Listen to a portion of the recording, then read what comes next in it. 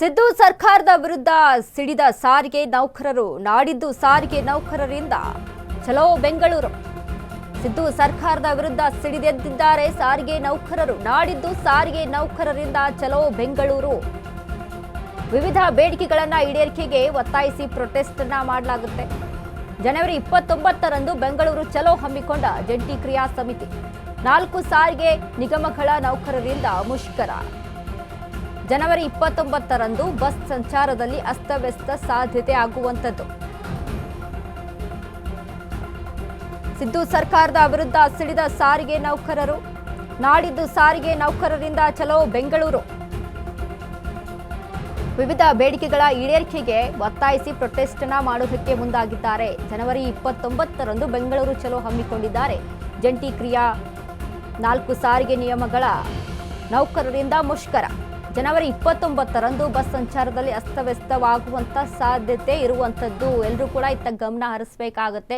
ಯಾಕಂದ್ರೆ 29ರಂದು ಅಲ್ಲಿ ಬಸ್ ನೌಕರರು ಒಂದು ಪ್ರೊಟೆಸ್ಟ್ಗೆ ಅಂತ ಮುಂದುಳಿದಂಥ ಸಮಯದಲ್ಲಿ ಬಸ್ ಸಾರಿಗೆ ವ್ಯವಸ್ಥೆಯಲ್ಲಿ ಅಸ್ತವ್ಯಸ್ತವಾಗುವಂತ ತೊಂದರೆ ಆಗುತ್ತೆ. ಇದರಿಂದ ಆಫೀಸ್ಗೆ ಓಡಾಡುವಂಥವ್ರಾಗಿರ್ಬೋದು ಅಥವಾ ಇನ್ನಿತರ ಬೇರೆ ಬೇರೆ ಕೆಲಸಗಳಿಗೆ ಓಡಾಡುವಂಥವ್ರಿಗೂ ಕೂಡ ತೊಂದರೆ ಆಗುವಂಥ ಸಾಧ್ಯತೆಗಳಿರುವಂಥದ್ದು. ಇನ್ನು ಸಾರಿಗೆ ನೌಕರರ ಒತ್ತಾಯ ಏನು ಅಂತ ಅಂದ್ರೆ ಸರಿಯಾದ ರೀತಿಯಲ್ಲಿ ಸಂಬಳವನ್ನ ಕೊಡ್ತಾ ಇಲ್ಲ ಅನ್ನುವಂಥದ್ದು.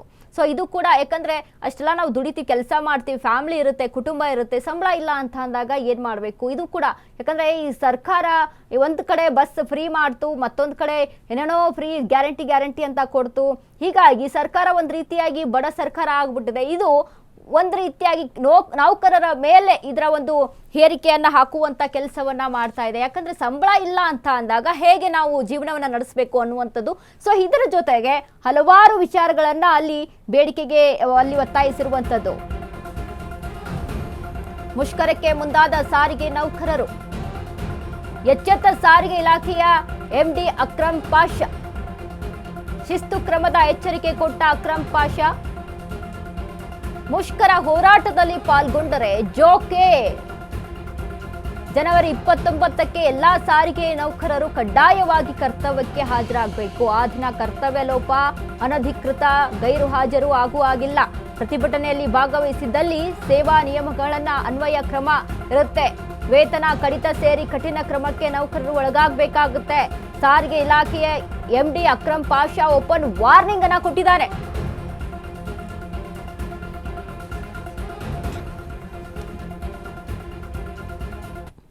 ಒಂದು ಕಡೆ ಸರ್ಕಾರದ ವಿರುದ್ಧ ಸಿಡಿದೆದ್ದಿದ್ದಾರೆ ನೌಕರರು, ಆದ್ರೆ ಸಾರಿಗೆ ನೌಕರರು. ಆದ್ರೆ ಮತ್ತೊಂದು ಕಡೆ ಎಂಡಿ ಈ ರೀತಿ ಅಕ್ರಮ್ ಪಾಷಾ ಒಂದು ರೀತಿಯಾಗಿ ವಾರ್ನಿಂಗ್ ಅನ್ನ, ನೀವು ನೋಡಿ, ನೀವೇನಾದ್ರೂ ಪ್ರೊಟೆಸ್ಟ್ ನ ಮಾಡ್ಬಿಟ್ರೆ, ಯಾರು ಪ್ರೊಟೆಸ್ಟ್ ಮಾಡ್ತಾರೆ ನಿಮ್ಮ ಸಂಬಳವನ್ನ ಕಡಿತ ಮಾಡಬೇಕಾಗುತ್ತೆ, ನಿಮ್ಮನ್ನ ನೌಕರಿಯಿಂದಾನೇ ತೆಗೆದು ಹಾಕ್ಬೇಕಾಗುತ್ತೆ. ಹೀಗ ಒಂದು ರೀತಿಯಾಗಿ ವಾರ್ನಿಂಗ್ ಅನ್ನ ಕೊಟ್ಟಿರುವಂತದ್ದು. ಅಲ್ರಿ, ಅವರ ಬೇಡಿಕೆಗಳಿರ್ತಾವೆ, ಎಲ್ರಿಗೂ ಕೂಡ ಹಕ್ಕಿದೆ. ಅವರ ಒಂದು ಬೇಡಿಕೆಯನ್ನ ಕೇಳುವಂತ ಹಕ್ಕು ಪ್ರತಿಯೊಬ್ಬರಿಗೂ ನಮ್ಮ ಕಾನೂನು ಒದಗಿಸಿಕೊಟ್ಟಿದೆ. ಆ ರೀತಿಯಾಗಿ ಪ್ರೊಟೆಸ್ಟ್ ಅನ್ನ ಮಾಡಿಕೊಂಡು ಅವರ ವ್ಯವಸ್ಥೆ ಹೇಗಿದೆ, ಅವರಿಗೆ ಅಲ್ಲಿ ಏನೆಲ್ಲ ತೊಂದರೆ ಆಗ್ತಾ ಇದೆ, ಇದ್ರ ಬಗ್ಗೆ ಅವ್ರ ಸರ್ಕಾರವನ್ನ ಕೇಳಬಾರ್ದಾ? ಕೇಳಲೇಬೇಕು. ಸೊ ಅದನ್ನ ನಾವು ಯಾರು ಮಾಡಲೇಬೇಡಿ, ನೀವು ಈ ತರ ಮಾಡಲೇಬೇಡಿ ಅಂತ ಹೇಳುವಂತ ರೂಲ್ಸು, ಹೇಳುವಂತ ರೈಟ್ಸು ಯಾರಿಗೂ ಕೂಡ ಇರುವುದಿಲ್ಲ. ಸೊ ಹಾಗಾಗಿ ಇವರು ಈ ರೀತಿಯಾಗಿ ವಾರ್ನಿಂಗ್ ಅನ್ನ ಕೊಟ್ಟಿರೋದು ಎಷ್ಟರ ಮಟ್ಟಿಗೆ ಸರಿ ಅಂತ ಒಂದು ಕಡೆಯಲ್ಲಿ ಯೋಚನೆ ಮಾಡಿ ನೋಡಿದ್ರೆ, ಮತ್ತೊಂದು ಕಡೆ ಇಲ್ಲಿ ಸಾರಿಗೆಯ ವ್ಯವಸ್ಥೆಯಲ್ಲಿ ಅಸ್ತವ್ಯಸ್ತವಾದ್ರೆ ಇದರಿಂದ ಸಾರ್ವಜನಿಕರು ಕೂಡ ತೊಂದರೆಯನ್ನ ಅನುಭವಿಸಬೇಕಾಗುತ್ತೆ ಅನ್ನುವಂತ ಒಂದು ಪೇಚಾಟವನ್ನು ಅನುಭವಿಸಬೇಕಾಗುತ್ತೆ ಅಂತ ಪರಿಸ್ಥಿತಿ ಒಂದು ಕಡೆ.